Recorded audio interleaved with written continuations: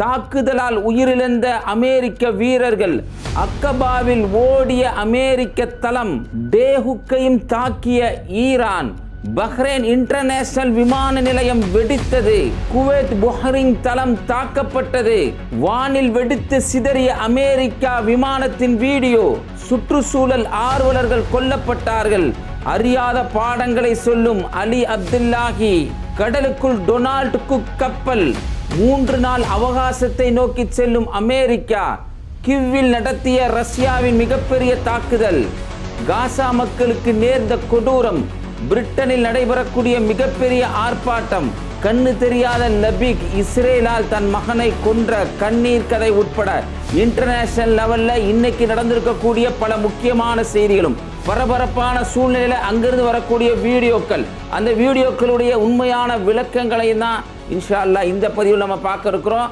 அதுக்கு முன்னாடி நம்ம பேட்டை டிவி யாரெல்லாம் சப்ஸ்கிரைப் பண்ணாமல் இருக்கீங்களோ அவங்களாம் சப்ஸ்கிரைப் பண்ணிக்கோங்க. பிஸ்மில்லா அரபிக் அகாடமி. வீட்டில் இருந்தபடியே குர்ஆனை அரபு மொழியில் படித்து புரிந்து கொள்ள வேண்டுமா? முஸ்லிம் மற்றும் முஸ்லிம் அல்லாதவர்கள், ஆண்கள், பெண்கள், வயது வரம்பு கிடையாது. கல்வி தகுதி தேவையில்லை. திறமை வாய்ந்த அனுபவமிக்க ஆசிரியர்களை கொண்டே வகுப்புகள் நடத்தப்படுகிறது. 3 மாதத்தில் குர்ஆனை சிறந்த முறையில் கற்றுத்தரப்படும். மேலும் விவரங்களுக்கு கீழுள்ள எண்ணை அணுகுங்கள். இன்னைக்கு மிகப்பெரிய செய்தியாக மத்திய தரைக்கடல் பகுதியில் இருக்குது என்னன்னு சொன்னா ஜோர்டான் தாங்க. ஜோர்டானுடைய பகுதிகளில் அடிக்கப்படும் அப்படிங்கிறதே பெரிய அளவுக்கு யாருமே எக்ஸ்பெக்டேஷன் பண்ணலை. ஏன்னா எல்லாருமே, நீங்கள் நான் உட்பட எல்லாருமே என்ன பார்த்தோம் சொன்னால், குவைத்தில் அடிப்பாங்க, பஹ்ரைனில் அடிப்பாங்க, துபாய் அடிக்கிறது இல்லை. நம்ம தொடர்ந்து சொல்லிக்கிட்டு வர்றோம். காரணம் என்ன? பொருளாதாரம் தப்புன்னு சொல்ல முடியாது, அவங்க நாட்டை சார்ந்து எடுக்கக்கூடிய முடிவு. சரி, அப்போ குவைத்து, அதே மாதிரி பஹ்ரைன், துபாய், சவுதி சம்டைம்ஸ் அடிக்கலாம். ஏன்னா சவுதியை நேரடியாக பயிற்சிக்க மாட்டாங்க. ஏன்னா ஒட்டுமொத்த முஸ்லீம் நாடுகளுடைய வெறுப்பையும் ஈரான் சம்பாதிக்க வேண்டியது வந்துடும். அதனால் இப்படிப்பட்ட தாக்குதல் இந்த சைடு தான் இருக்கும் அப்படின்னு பார்த்துட்டு இருக்க சமயத்தில் தான் ஜோர்டானுடைய வான்பரப்பு முழுவதுமே ஈரானுடைய பாலிஸ்டிக் மிசில்ஸால் நிறைஞ்சிருக்கு அப்படின்னு சொல்லலாம். வரக்கூடிய வீடியோக்கள் எல்லாமே ஜோர்டானில் எப்படி நடந்துருச்சு, ஜோர்டானில் எப்படி பாதிப்பாயிருச்சு அப்படின்னு ஒவ்வொரு வீடியோக்களும் அங்கிருந்து வந்துகிட்டு இருக்கு. பல இடங்களில் பார்த்தீங்கன்னு சொன்னால் அமெரிக்க வீரர்கள் ஜோர்டானுடைய பகுதிகளில் இராணுவ தளங்களை அமைச்சு இருக்காங்க அப்படிங்கிற செய்தி நம்ம சொல்லியிருந்தோம். அமெரிக்க வீரர்களை எப்படியெல்லாம் குண்டு விழுது பாருங்க, எப்படியெல்லாம் எங்களுக்கு அடி விழுது பாருங்க அப்படின்னு சொல்லக்கூடிய அளவிற்கு மிகப்பெரிய தாக்குதல் நடக்குது. இந்த வீடியோ பார்த்தா உங்களுக்கு தெரியும். இங்கே தூரத்தில் ஒரு ட்ரோன் விழுகிற மாதிரி இருக்குது. அந்த வீடியோ தான் எடுக்கிற ஆள் யாருன்னு பார்த்தா அமெரிக்க வீரர் தூரத்துலேருந்து காட்டிக்கிட்டு இருக்காரு. அப்படி செகண்டில் பார்த்தீங்கன்னு சொன்னால் தான் பக்கத்தில் வெடித்து நெருப்பு துளி மாதிரி அப்படியே அந்த வெடித்த சிதறல்கள்லாம் விழுது. அலறி அடித்து அந்த அமெரிக்க வீரர் இன்னைக்கு ஓடுறாரு. ஜோர்டானில் மட்டும் பார்த்தீங்கன்னா கிட்டத்தட்ட 4 பேருக்கு சீரியஸான கண்டிஷனில் இருக்க அமெரிக்க வீரர்கள். 2 பேர் இன்னைக்கு இறந்தே போயிட்டாங்க அமெரிக்க வீரர்கள் அப்படிங்கிறத நம்ம சொல்லலை. இந்த சென்கோம்னு ஒன்று வச்சுருக்காங்களா இல்லையா, அதாவது மத்திய தரைக்கடல் பகுதியில் அமெரிக்காவினுடைய இராணுவ தளவாடங்கள் யூஎஸ் கமாண்டர், அதாவது கமாண்ட் பண்ணுற ஒரு இடம் தான் இது. இந்த சென்கோம்லேருந்து பார்த்தீங்கன்னா தகவல் சொல்லியிருக்காங்க. ஆமாங்க, 2 பேர் இறந்து போயிட்டாங்க அப்படிங்கிற தகவல் சொல்லியிருக்கிறாங்க. சேம் டைம் பாருங்கள், இது நடந்துக்கிட்டே இருக்குது. இதை ஒட்டி ஈரான்லேருந்து வரக்கூடிய அறிவிப்பு, ஈரானில் இருக்கக்கூடிய தேசிய கொள்கையினுடைய தலைவர், அதாவது தேசிய வெளிநாட்டு கொள்கையினுடைய தலைவராக இருக்கக்கூடிய அசீஸ் இப்ராஹிம் என்ன சொல்கிறாருன்னு சொன்னால், ஜோர்டானில் இருக்கக்கூடிய அமெரிக்கர்களுக்கு நாங்கள் ஒரு எச்சரிக்கை செய்கிறோம். குறிப்பாக அமெரிக்க வீரர்கள், அமெரிக்காவுக்கு அச்சுறுத்தல் இருக்குது அப்படின்னு சொல்லிட்டு இன்னைக்கு பென்டகன் சொல்கிறாங்க. அமெரிக்காவுடைய உளவுத்துறை சொல்கிறது தனி விஷயம், அதை பற்றி நம்ம பேசலை.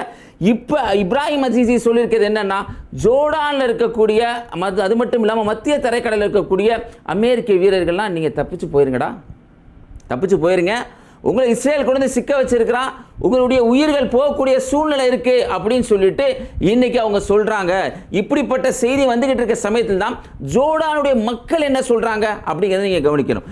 ஜோர்டானுடைய மக்கள், இந்த வீடியோ பார்க்குறப்ப தெரியும், ஜோர்டானிய மக்கள் என்ன பண்றாங்கன்னா, பொதுவாக அங்கே வந்து யாருடைய ஆட்சி இருக்குன்னா அப்துல்லா 2ஆம் மன்னர் அவருடைய ஆட்சி இருக்குது. ரொம்ப ரொம்ப உத்தம புத்திரர். எந்த அளவுக்கு இந்த உத்தம புத்திரர்னா, இஸ்ரேலுடைய விமானங்கள் காசாவில் குண்டு போடுறதுக்கு அமெரிக்காவுடைய இராணுவ தளவாடங்களில் ஃபியூல் நிரப்பிக்கிறதுக்கு அனுமதி கொடுத்த இந்த மொக்கசாமி இருக்கான்ல, இவனுடைய இந்த இராணுவ தளங்களில் இன்னைக்கு மிகப்பெரிய தாக்குதல் நடந்த உடனே மிகப்பெரிய ஒரு இராணுவ ஆட்சி தான் அங்கே இருக்குது. ஏதாவது ஒரு பதிவை போட்டால் உடனே பிடிச்சிருவாங்க. அப்படிப்பட்ட சூழ்நிலை கூட ஜோர்டான் வாசிகள் இன்னைக்கு ஈரான் அனுப்பக்கூடிய அந்த பாலிஸ்டிக் மிசில்ஸ் இதெல்லாம் பார்த்துட்டு ரொம்ப சூப்பராக இருக்குது அப்படின்னு சொல்லி சந்தோஷமாக ஒருத்தர் கொண்டாடிக்கிட்டு இருக்காரு. அந்த வீடியோ காட்சிகளும் இன்றைக்கி ரொம்ப வைரலாக இருக்க வீடியோ காட்சிகளில் ஒன்று. அப்போ மக்களுடைய நிலை என்னென்னா இந்த அநியாயத்தை எதிர்க்கக்கூடிய நிலையில் தான் இருக்காங்க அப்படிங்க தெரிஞ்சுக்கங்க. தொடர்ந்து பார்த்தீங்கன்னா இன்றைக்கி ஜோர்டானில் அக்கபா அப்படின்னு சொல்கிற ஒரு இடம். அக்கபாங்கிறது ரொம்ப ரொம்ப இஸ்லாத்தை பொறுத்தளவில் ஒரு கண்ணியமான ஒரு ஒப்பந்தங்க. ஒப்பந்தத்துடைய சாரம்சம் என்ன தெரியுங்களா? கல்லா லா துத்தி ஒஸ் ஜுது ஒக்கு தரிபு, தீயவர்களுக்கு கட்டுப்படக்கூடாது, அவங்களை எதிர்க்கணும் அப்படின்னு அந்த குர்ஆன் வசனத்துக்கு ஏற்பவே இந்த அக்கபாவினுடைய உடன்படிக்கை இருக்குன்னு சொல்லலாம். நபிகளார் அவர்கள் பங்கு பெற்ற ஒரு உடன்படிக்கை. இந்த உடன்படிக்கையுடைய சாராம்சத்தை மட்டும் சொல்கிறேன். தீயவர்கள் எடுத்து போராடணும், எல்லா நிலைகளிலும் எனக்கு நீங்கள் பையச் செய்யணும், ஒப்பந்தம் பண்ணி கொடுங்க அப்படின்னு நபிகளார் கேட்டாங்க. அதுக்கு பேர் தாங்க அக்கபா உடன்படிக்கைன்னு சொல்லுவாங்க.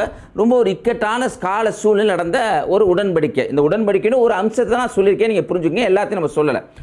இதனுடைய பெயரில் பார்த்தீங்கன்னு சொன்னால் ஒரு விமானத்தளம் வந்து பார்த்தீங்கன்னா ஜோர்டானில் இருக்குது அப்படிங்கிற செய்தி வருது. அக்கபா, இந்த அக்கபாவினுடைய விமானத்தளம் எங்கே இருக்குன்னு சொன்னால் ரெட் சி, எல்லாருக்கும் தெரியும், அந்த செங்கடல் பக்கத்தில் இருக்குது. இந்த செங்கடல் பக்கத்தை ஒட்டி என்னென்ன நாடுலாம் இருக்குதுன்னு பார்த்தீங்கன்னு சொன்னால் ஈராக் இருக்குது, சிரியா இருக்குது, இது மாதிரியான இடங்கள்லாம் இருக்குது.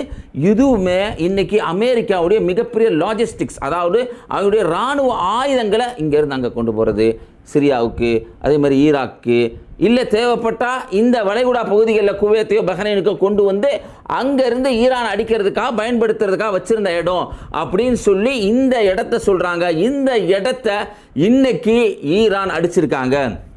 அடிக்கிறதுக்கு முன்னாடி இந்த நியூஸை பாருங்கள். அல் ஜஸீரா சொல்லிக்கூடிய இந்த நியூஸை அவசரமாக இந்த இடத்த காலி பண்ணாங்களாம். ஏன் இந்த இடத்த அவசரமாக காலி பண்ணாங்க அப்படின்னு தெரிஞ்சுக்கிறான் தான் பஹ்ரைனுடைய செய்திக்கு வாங்க. பஹ்ரைனுடைய செய்தி தெரிஞ்சிங்கன்னா ஏன் அந்த இடத்த அவங்க வேகமாக காலி பண்ணாங்க அப்படிங்கிறது உங்களுக்கு புரியும். பஹ்ரைனுடைய இன்டர்நேஷ்னல் விமான நிலையங்க, சாதாரணமானது இல்லை, இன்டர்நேஷ்னல் ஏர்போர்ட்டு முஹர்ரக் அப்படின்னு சொல்கிறாங்க. இது பார்த்திங்கன்னா ஒரு சாதாரணமான விமான நிலையம் மாதிரி தெரியலை. இன்டர்நேஷ்னல் ஏர்போர்ட்டு அதில் என்ன வேலை பண்ணி வச்சுருக்காங்க பாருங்களேன். இந்த காசா மக்கள் உயிரை காப்பாற்றிக்கிறதுக்காக சிஃபா ஹாஸ்பிட்டல் அங்கங்கெல்லாம் போய் ஒளிஞ்சுக்குவாங்க. அப்படின்னு இஸ்ரேல் அங்கே போய் அடித்து பல பேரை கொண்டு இதை வந்து கேடயமாக பயன்படுத்துகிறாங்கன்னு பச்சையாக இஸ்ரேல் போய் சொன்னால், அதே மாதிரி முஹர்ரக் அப்படிங்கிற இந்த இன்டர்நேஷ்னல் விமானத்தளத்தை அமெரிக்கா ஒரு கேடயம் மாதிரியாவே பயன்படுத்தியிருக்கான் அப்படின்னு நம்மளுக்கு புரியுது. காரணம் என்னென்னா இன்டர்நேஷ்னல் ஏர்போர்ட் தானே.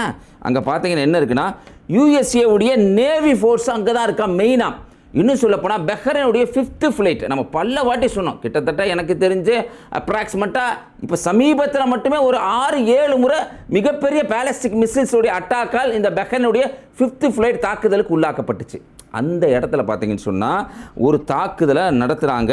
பார்த்தீங்கன்னு சொன்னால் இந்த இடம் தான் வளைகுடா நாடுகளுக்கு மிகப்பெரிய ஆயுதங்களை எடுத்துகிட்டு போகிறதுக்கு இதுவும் ஒரு இடமா பயன்படுத்துகிறாங்க.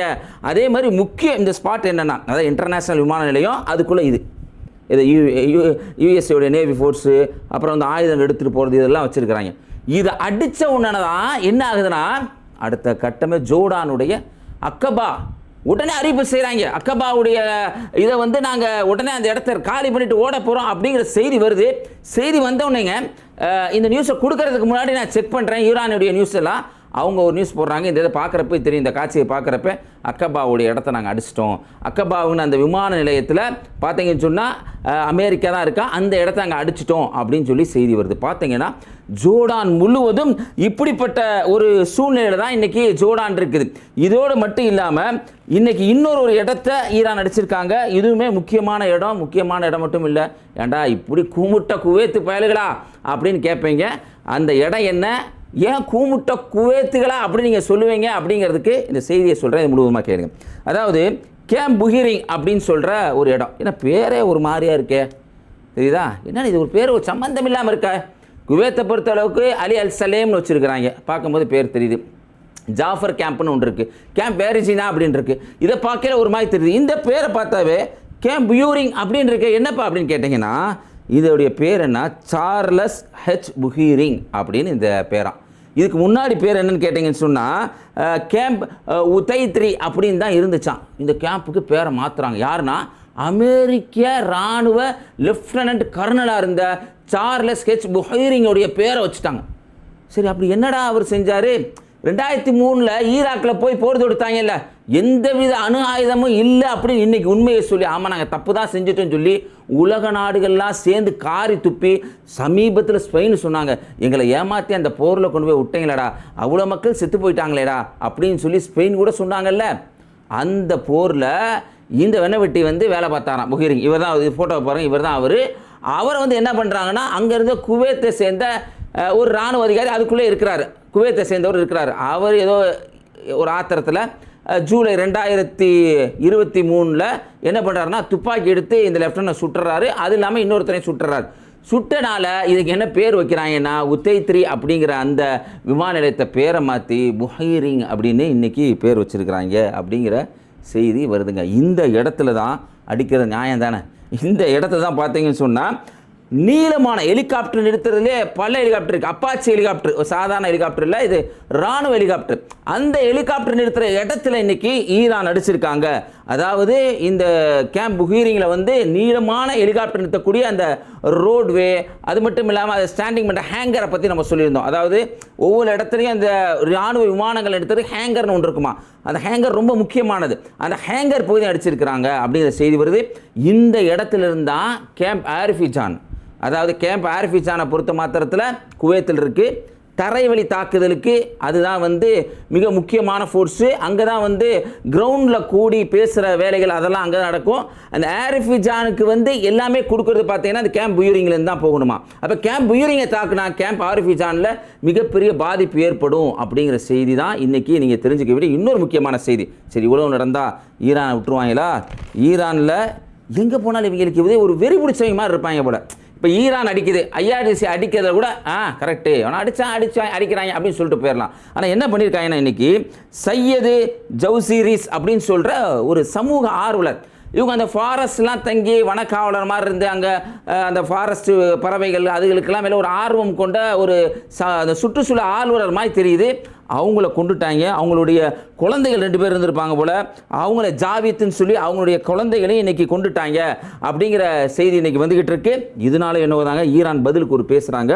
அலி அப்துல்லாஹி அவர் யாருன்னு சொன்னால் காத்தமுல் அல் அம்பியாவினுடைய தளபதி அவர் தான். ஸ்போக் பர்சன் யார் கேட்டிங்கன்னு சொன்னால், பேச்சாளர் யாருன்னு கேட்டிங்கன்னா, இராணுவ பேச்சாளர் யாருன்னு கேட்டிங்கன்னு சொன்னால் இப்ராஹிம் ஜுல்ஃபிகர்.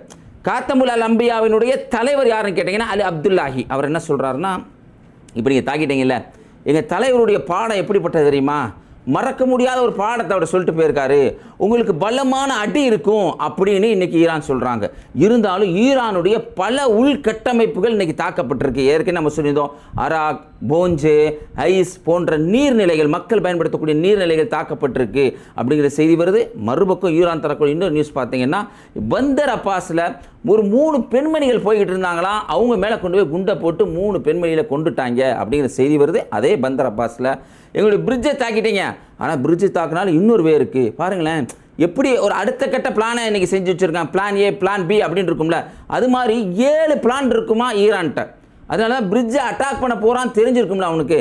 அதனால ஈரான் என்ன பண்ணுறாங்கன்னா, அவங்களுடைய பல டனல்கள், சாதாரண டனல்கள், பிரிட்ஜு பக்கத்தில் ஒரு டனல் மாதிரி போட்டு வச்சுருக்காங்க, அதை மூடியே இருந்திருக்கு, பெரிய அளவுக்கு பராமரிப்பு இல்லாமல் இருந்திருக்கு. இதை தாக்கினவுன்னு இன்றைக்கி அதை திறந்து விட்டுருக்காங்க. அதோடைய வீடியோக்களையும் எடுத்து இன்றைக்கி போடுறாங்க. நம்ம ஆளுக்கு மண்டை காஞ்சு போச்சு. யார்? நேசமணி ட்ரம்ப்புக்கு தான். என்ன பண்ணுறான், உடனே அவனை கப்பல் எடுத்துகிட்டு போகிறீங்க பாருங்கள் அப்படின்னு சொல்லி அவனுடைய பேர்லேயே பிட்காயின் அவன் பேர்லேயே போட்டுக்கிட்டான். இன்றைக்கி அமெரிக்காவுடைய டாலரில் கையெழுத்து யாரும் போட மாட்டாங்களாம், தான் கையெழுத்தை போட்டுக்கிட்டான். எங்கே போனாலும் தான் போட்டால் ஓட்டுவானா இல்லையா.